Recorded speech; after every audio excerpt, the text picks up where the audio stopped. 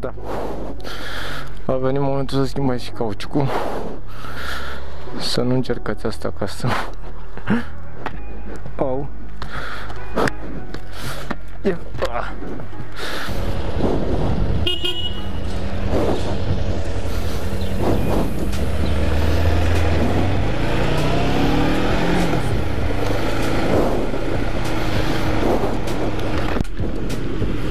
Acum se aude altfel. Hei, și bine m-am găsit, dragilor. Sunt Elbiker. Mamă, cum a fost asta? A fost așa cam trist. Băi, nu știu cum să vă zic, dar a venit momentul să-mi schimb și anvelopele. Mă rog, momentan asta de pe spate. Mergem acum la Hobby Moto să le schimbăm într-un serviciu, să ne echilibreze tot ce trebuie, să fie totul în regulă, pentru că nu este de joacă.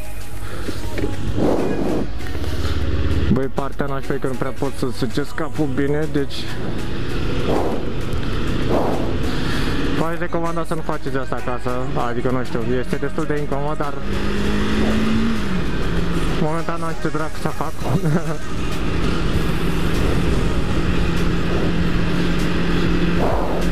Imediat o să revin și costul înlocuirii anvelopei.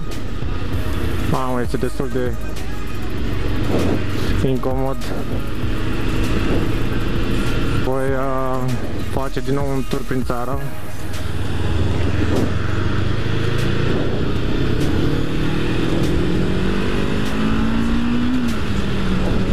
Hei! Bă, ce faci, mă?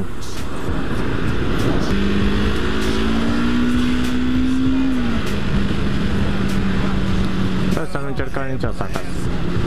Cu bine că mi-am schimbat pe amândouă acum, că mă și gândeam cum dracu le pun. Oh, ce frumos! Am mai răsărit o biserică.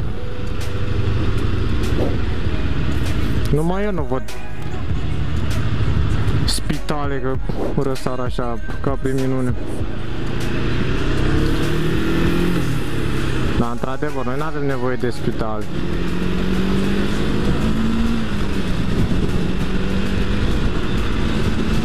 Noi avem nevoie de biserici.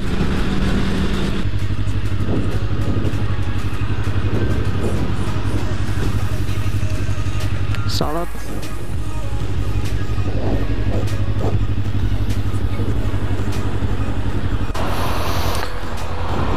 Da, deci cam așa arată. Arată foarte bine.